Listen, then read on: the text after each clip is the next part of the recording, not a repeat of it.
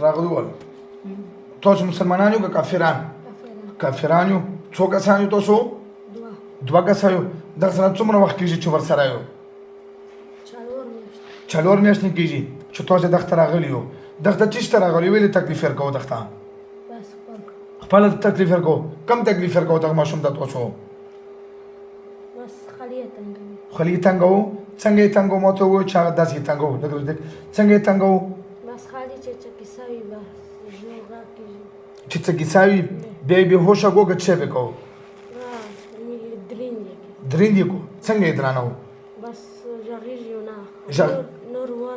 غور وي وږغېږي نه داسې یې وغورځوو څنګه یې غورځوو ما ته یې وغورځوو تاسې زړه یې کړو بیا یې غورځوو داسې یې غورځوو بیا به داسې کوو دا خو ګناه وکړو نه دا خو وړوکی ماشوم دی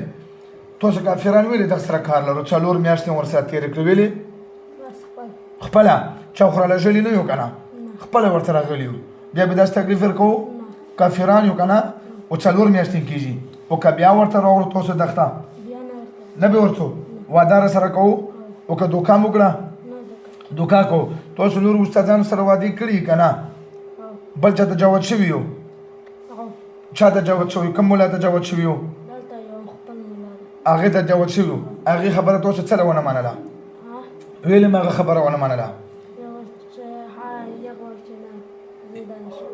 هغه څه وویل چې زه یې نشم جوت وی تاسو ورته جوت شوي وو تاسو یې جوت کړو او بیا ویلې له نړو ته خپله بیا مه راڅو ښه توبه وباسو څومره داسې غوږونه راته ونیسو څومره داسې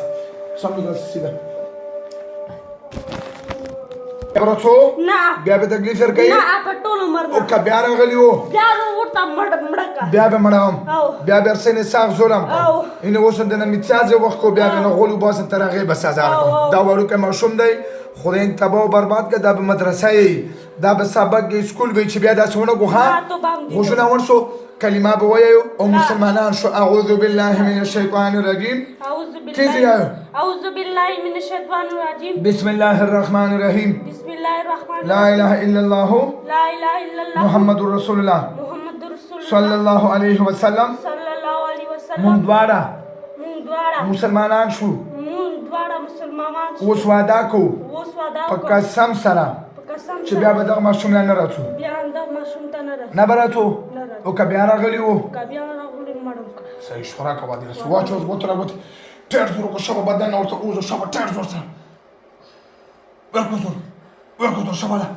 ورکړو زور شبه ډېر زور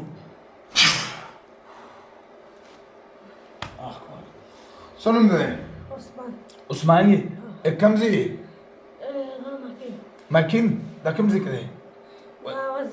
وزیرستان کې چیر باندې کېږي اوس څنګه یې ښه یې ما خو ورته څه ویلي نه وي هېڅ هم نه ویلي دغه له مونږ سخته سزا وکړه خو پته ورته نشته دغه جناتو مسله وه دی غریب په ډاکټرانو ګرځالو بېهوشه کېدو به